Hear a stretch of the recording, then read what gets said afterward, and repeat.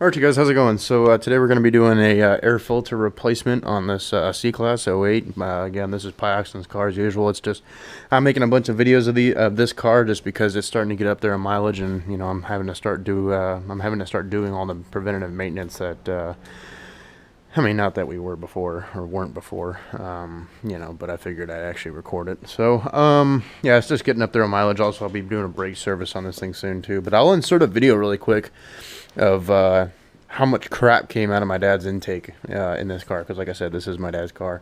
This is all the dirt and debris that came out of his intake. It's just nasty. And but the filters did a great job, so we'll go ahead and insert that video now. You're on.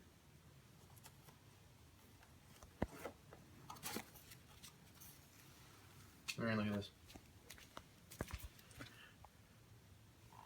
You can kind of see it. It's kind of hard. Come in closer there.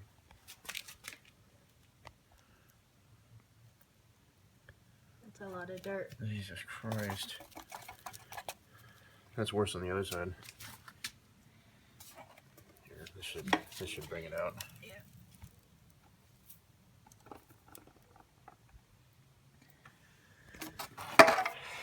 So I'm gonna keep filming it when you hit that thing? Yeah. He's gonna listen to us talk.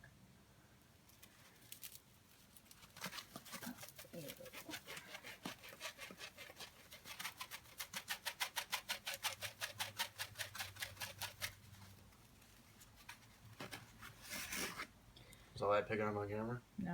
And we're back. So we're gonna go ahead and start taking this thing apart here. And yeah, so we'll go ahead and get started. Just removing this guy.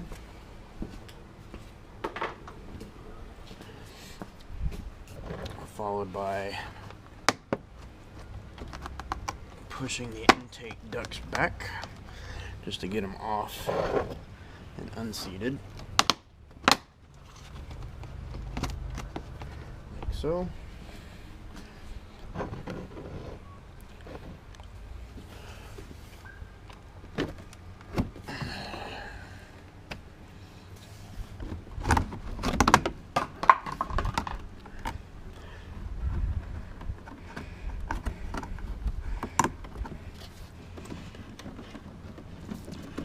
And there we go.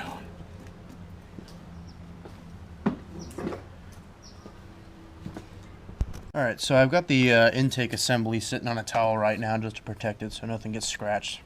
And it's flipped upside down right now, and these are your air filter boxes here. And just like a German car, it is held on with Torx bits, which in this case it is a T25 Torx bit.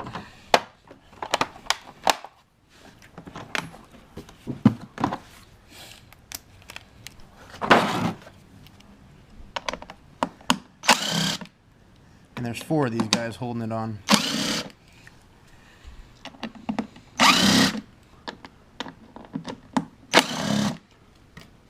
And so you've got one here, here, there, and in that back corner there.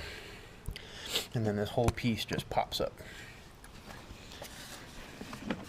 Just like that. And there's the old filter in there. So we're going to go ahead and do the same thing for the other side.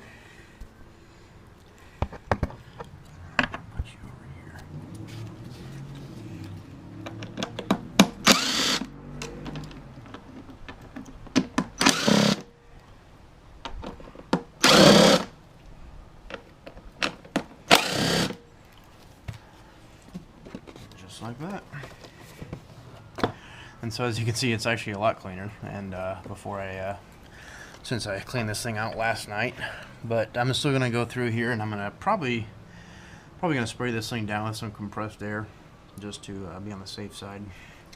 But I am replacing this with I'm replacing these filters because there are two. I'm replacing both of them with Mercedes filters, and I'll put a link to a video. It is a Ford video, but you can apply it to just about everything, any make and model. And it's from Ford Tech Maculoko. And if you own a Ford vehicle, I'd highly suggest subscribing to him because he has a lot of good, useful information on Ford vehicles. He's a Ford technician. and a lot of how-to tutorials and stuff like that. But one of the videos, which like I said, I'll put a link to it down below, is why you should think twice before buying an aftermarket air filter. Which my dad was, he was originally thinking about buying K&N filters for this, and I immediately said, no, I would not, you know, because I had one in my truck, and it was just the standard drop-in, because you can't buy cold air intakes here in California, because the environmentalists will have a heart attack. And yeah, I told him not to run the K&N filters because I don't know if you know, but the way they work is it's basically a cotton gauze material as the filter media, and then they embed it with, or they basically impregnate it with oil. So instead of having the pleats catching all of the debris, it's oil that catches it. Well, the problem is your engine sucks in air, and then that oil over time can coke up your mass airflow sensor, which happened in my truck. And it started acting, you know, it was not erratic idling, but it was really rough idling, and that thing was just coked up and with oil. So I switched back to a Ford Motorcraft filter and cleaned my mass airflow sensor, and now it idles like a dream. So that's why I told him. And plus, you don't want to risk dusting an engine, because every single part that a manufacturer produces for a specific engine or vehicle, they patent it. So, or at least they should if they're smart. And so once a aftermarket manufacturer creates another filter, they have to make some changes to it, otherwise they'll get sued by patent infringement. So this is a specifically designed filter for this specific engine and vehicle, possibly just the engine, because I know they use this engine on a lot of different vehicles. But you can see right here how tight this filter sits in here, and how plush this foaming is, because you don't want to have any, you know, like, so what I was talking about with the patenting and the specifications on this, like I said, they'll make a little bit of change, so you might have a filter that has a little bit of gap like this on there, you know, like not exactly sealing all the way. You want to have all the air that's passing through here filtered. You don't want to bypass any unfiltered air, because then you can dust your engine.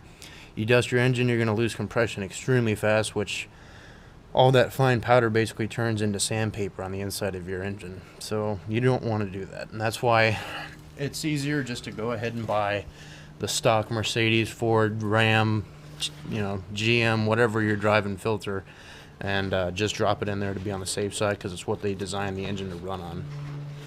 So like I said, I'm going to quit rambling on legalities and stuff like that now. So I'm going to grab the air compressor, and we're going to spray all this stuff out. Alright, so I got the stuff in the back of my truck to kind of get it away from the compressor noise. So I've just got the same little deal that I used in the spark plug video. We're just going to spray this guy out now.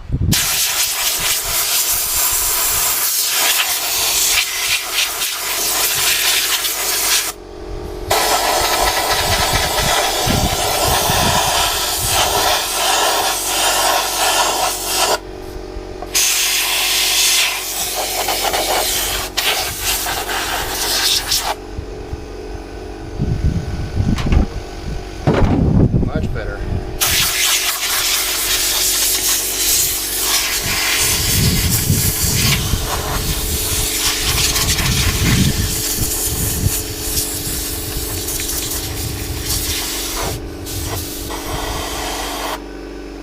And you gotta let the compressor catch back up.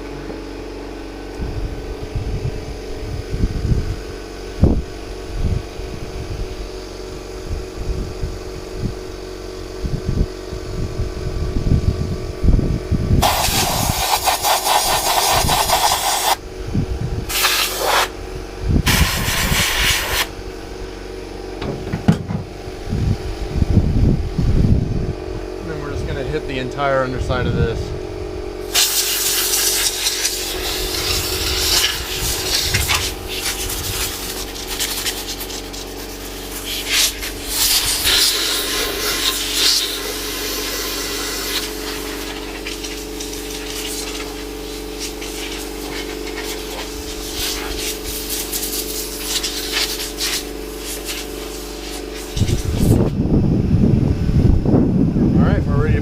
Back together now. And then one more quick tip too, since you have it exposed, what I did last night at least. I'm not going to do it again because obviously it's clean. But one thing you may want to consider if you're doing this already is to clean your MAF sensor. And so the harness is right there, and it's got the same, if you saw the video, it's got the same style clips as the spark plug coils. And just hit that thing with some CRC mass air cleaner. And yeah, my dad said that this thing's actually picked up quite a bit of pep on the way up, driving this thing around. So this is the box of filters right here from Mercedes, and this is the part number. And this was about 70 bucks, so for 2 filters, so not too bad. But we're gonna go ahead and get this guy unboxed here.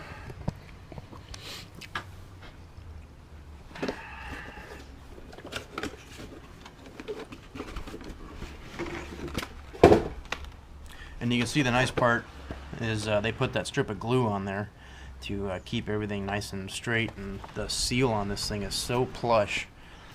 You know, it really seals down, so when you screw this thing together, it clamps down on it. So really good filters. So you're definitely getting what you pay for, which is nice. So let's write the filters to go on this guy.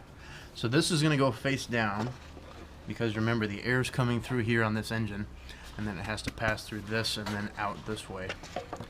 So you're just going to put this in here, drop in just like that, and make sure that this seal sits down inside of that channel completely even, so this thing doesn't bind up or anything like that, and we don't have a bypass of air anywhere in the system. So this should be a challenge to get this thing in here, because you want it to seal really well along the edges. There it goes, just like that. Perfect. It's looking real good. Alright, let's do the other side.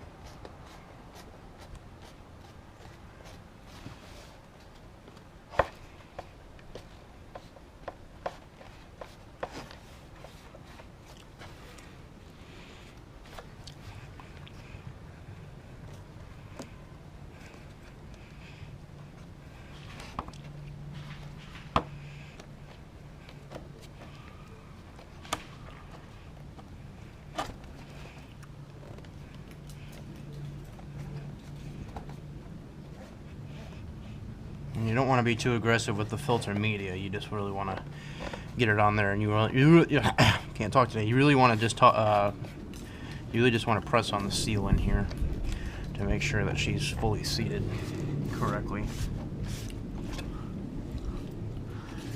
All right, that's looking real good. Nice and flush all across the board. Looking really good. So now we're just going to set her back down and line up the bolt holes. Just like that. Set her to tighten. And do this back corner.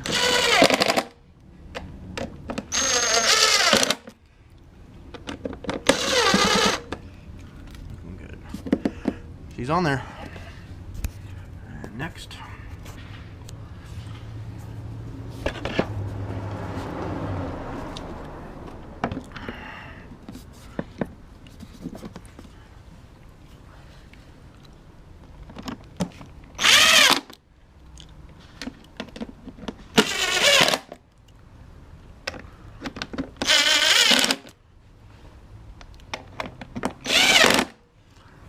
Alright, we have got a brand new looking, at least, very, very well done air intake assembly now. So brand new filters in here. This thing should be able to breathe happy, you know. Maybe that should be the Febreze thing, is for your car, you know, breathe happy. Yay. Okay, so enough fooling around. Let's go ahead and get this guy back on the engine. Alright.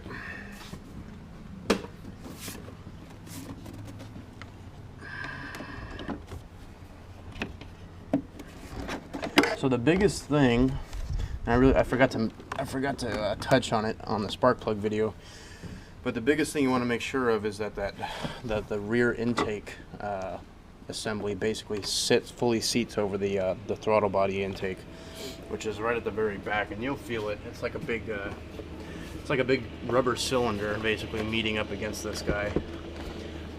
There it goes.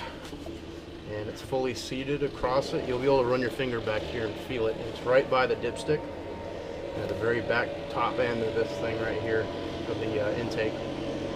And you'll be able to tell by looking at this, if you've had the car for a while, you'll be able to tell if this thing is fully seated or not just by using the heat sink up here as reference. And so let's go ahead and seat our intake tubes fully.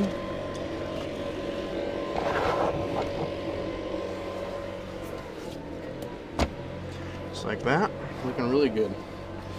And then get this tube secure and make sure those arrows line up. Because if you've been on this channel for a while now, you know that my philosophy is you should not be able to tell that you did any work in here other than cleaning it.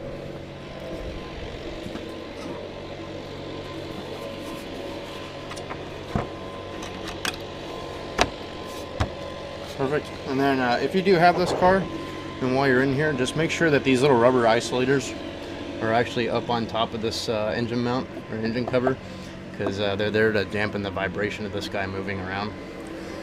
So, alright, that thing's put back together, so let's go ahead and fire the old girl up.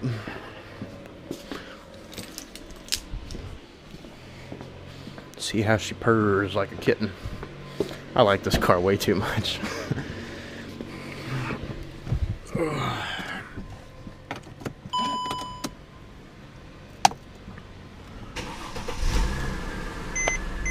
Perfect. Not that we really did anything to the timing or anything, but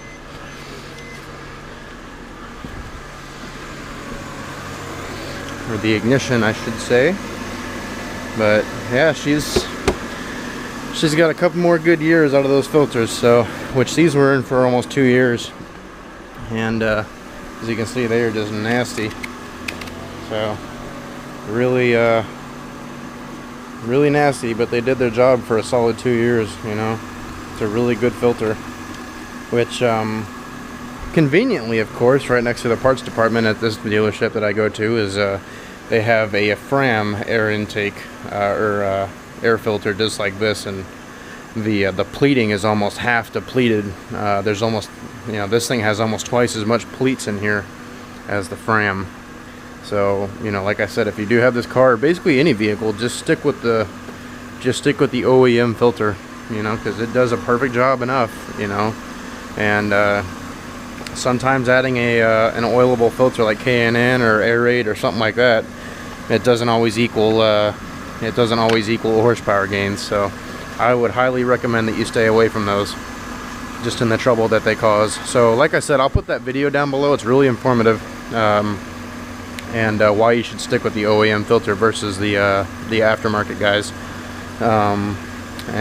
So that's the that's the air filter replacement on a C350 on the 3.5 liter V6. So you can use this video for quite a few vehicles from Mercedes with this engine. So it's pretty much the same thing. But I'm gonna quit talking and rambling and talking your ear off. So thanks for watching, guys. Feeling generous, hit that like button, and as always, thanks for watching, guys. Take care.